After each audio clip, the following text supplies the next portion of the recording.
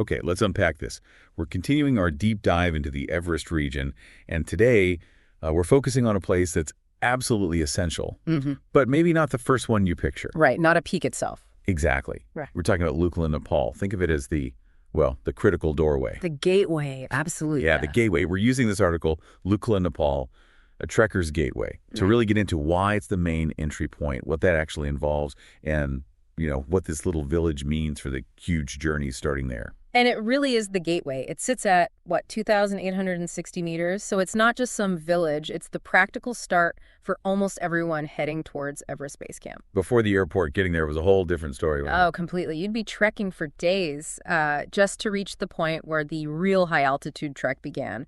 Lukla changed everything. And that airport, the Tenzing-Hillary Airport, it's probably Lukla's most famous feature. Or maybe infamous. Infamous might be closer for some people. Yeah, the article really nails it as the main entry point. Flying in is the Lukla experience for most trekkers. So why infamous? We hear it's challenging, maybe dangerous. What makes it so intense? Well, it's a combination of things, geography mainly. The runway is incredibly short, like just over 500 meters. Wow, 500 meters, that's tiny. Tiny. And it's built on a slope. Quite a steep one, about 12 degrees. Sloping up towards the mountains. Sloping up, yeah. So at one end, you've got a solid mountain wall. At the other end, a massive drop into the valley. Okay, no room for error then. None. Pilots have to fly visually, threading between ridges. Then add the altitude, planes don't perform as well up there, and the weather. The Khumbu weather is notoriously fickle. Fog, wind, clouds appearing out of nowhere. Exactly. So flights only go in good conditions. And the pilots, they need incredible skill. It's definitely an adventure before the trek even starts. So arriving isn't just, collecting your bags. It's surviving this aerial challenge first. Pretty much. But okay, you've landed. Your feet are on the ground. What's Lukla itself like? It's got to be more than just a runway, right? Oh, absolutely. The moment you step off the plane, you're hit by this buzz. It's a small village, but it's vibrant, totally geared towards trekkers. What kind of things do you see?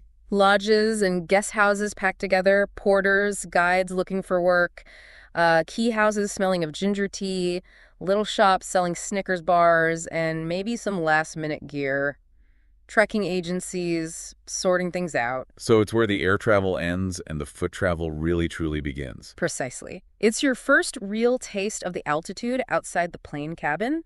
For many, it's the first night they spend above 2,500 meters. Sounds like a place just humming with anticipation. Maybe some nerves from the flight, excitement for the trail, all happening at nearly 3,000 meters. Yeah, that's a good way to put it. It's that crucial transition point. You get relatively quick access compared to the old days, but boom, you're immediately dealing with the altitude. And that first night is important for acclimatization.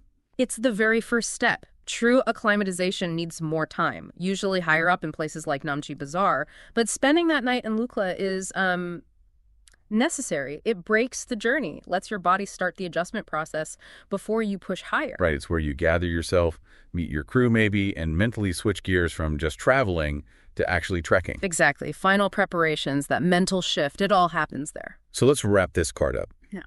Lukla, with its famous challenging airport, it's clearly not just some stopover.